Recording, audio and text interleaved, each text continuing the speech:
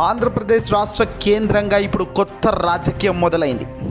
ఎన్నికల్లో గెలిచిన తెలుగుదేశం పార్టీ కూటమి ప్రభుత్వం ఈరోజు ప్రమాణ స్వీకారం కూడా ముగిసింది. అయితే ఇక్కడ వైఎస్ఆర్సీపీ పార్టీ కేవలం 11 సీట్లకే పరిమితమైన సంగతి తెలిసిందే. అటు కేంద్రంలో ఇటు ఆంధ్రప్రదేశ్లో ఎన్డీఏ కూటమి అధికారంలోకి రావడంతో వైసీపీ భవిష్యత్తుపై ఇప్పుడు ఓహో రకంగా చర్చ నడుస్తోంది. జగన్ ఇప్పుడు ఎలాంటి అడుగులు వేస్తారు? మాజీ సీఎం జగన్మోహన్ రెడ్డి గారు వైసీపీ క్యాడర్ను ఉత్తేజపరిచేలా, ధైర్యం తెప్పించేలా చేస్తున్నప్పటికీ రాబోయే 5 ఏళ్ల కాలంలో వీళ్ళ అడుగులు ఏ మాదిరి ఉంటాయనే దానిపై ఇప్పుడు సందిగ్ధం నెలకొంది. ఇదే సమయంలో అనూహ్యంగా జగన్ తాజా ఢిల్లీ యాత్రపై పార్టీలో ఆసక్తికర చర్చ మొదలైంది. జగన్ తిరిగి అధికారంలోకి వస్తారని, జగన్ ఫలితాల ధీమాగా ఉన్నారని అంతా కనిపించారు మొదట్లో. కానీ ఫలితాల్లో మాత్రం పూర్తిగా రివర్స్ అయిపోయింది. నిరాశ తప్పలేదు. వైసీపీ ఓటమి కంటే పార్టీకి దక్కిన సీట్ల నేతలు కేడర్ జీర్ణించుకోలేకపోతున్నారు. ఓడిపోతాం కానీ ఇంత 11 స్థాయిలో అసెంబ్లీలో నియోజకవర్గాల్లో 11 రావడం ఏంటి? ఇదే అసలు సిసలైన సమస్యగా మారింది. కానీ ఇక్కడ 40% ఓటు బ్యాంకు ఎక్కడ చెక్కు చెదరలేదు. 1,53,00,000 పైచిలుక ఓట్లు కూటమి నేతలకు వస్తే 1,35,00,000 పైచిలుకు వైఎస్ఆర్సీపీ పార్టీకి వచ్చాయి ఓట్లు. అంటే ఏ రకంగా ప్రజల మన్ననలు, ఏ రకంగా ప్రజల తీర్పు వైసీపీ వైపు కూడా ఉంది అనేది కూడా మనం చూడాల్సిన అవసరం ఉంది. ఇక సరిగ్గా ఇలాంటి సమయంలోనే తాజాగా మాజీ సీఎం జగన్ తాజాగా ఢిల్లీ పర్యటనకు వెళ్లేందుకు సిద్ధమయ్యారట. జగన్ ఢిల్లీలో ఎవరిని కలుస్తారు, ఏం చేయబోతున్నారు అనేది మాత్రం ఇప్పుడు బయటకు మాత్రం రావడం లేదు.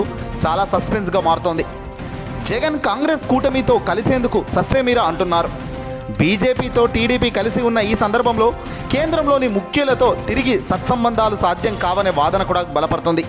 మరి తాజాగా 3వసారి ప్రధానిగా ప్రమాణ స్వీకారం చేసిన దేశ ప్రధాని మోదీ గారికి జగన్ చాలా గొప్పగా అభినందనలు కూడా తెలిపారు.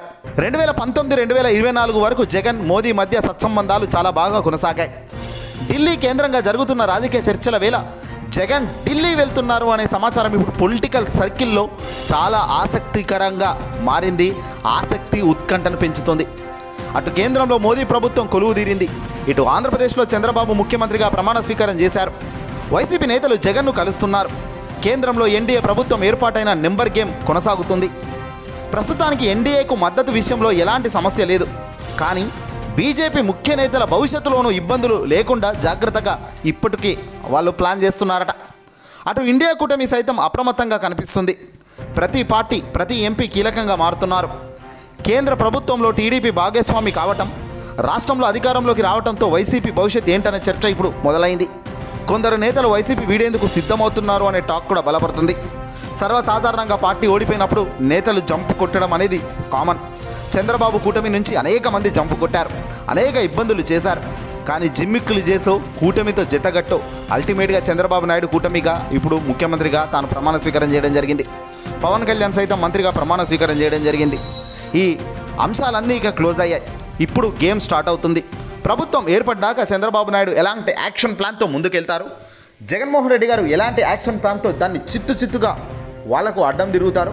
ఇప్పుడు మామూలుగానైతే ఇద్దరి పోరు ఉండదు. గడిచిన 5 ఏళ్ల నుంచి లేదు, రాబోయే కాలంలో ఉండదు. ఆంధ్ర రాష్ట్ర రాజకీయం ప్రతినిత్యం ఒక హాట్ టాపిక్గా ఉంటుంది.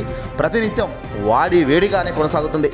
కానీ ప్రస్తుతం మాత్రం ఢిల్లీకి జగన్ ఎందుకు వెళ్తున్నారు అనేది మాత్రమే చాలామందిలో మొదలుతున్న ప్రశ్న. చూద్దాం, జగన్ ఢిల్లీ పర్యటన సంచలనం కాబోతుందా? జగన్ ఢిల్లీ పర్యటన ఊహించని స్థాయిలో ప్రత్యర్థులకు ఒక మైండ్ బ్లాక్ అయ్యే పరిస్థితి ఉంటుందా? చూడాల్సిన పరిస్థితే. ఏదేమైనా రాష్ట్ర రాజకీయాల్లో యూటర్న్లు చాలా పెద్దగానే రాబోయే కాలంలో ఉంటాయి. చూద్దాం ఏం జరుగుతుందో.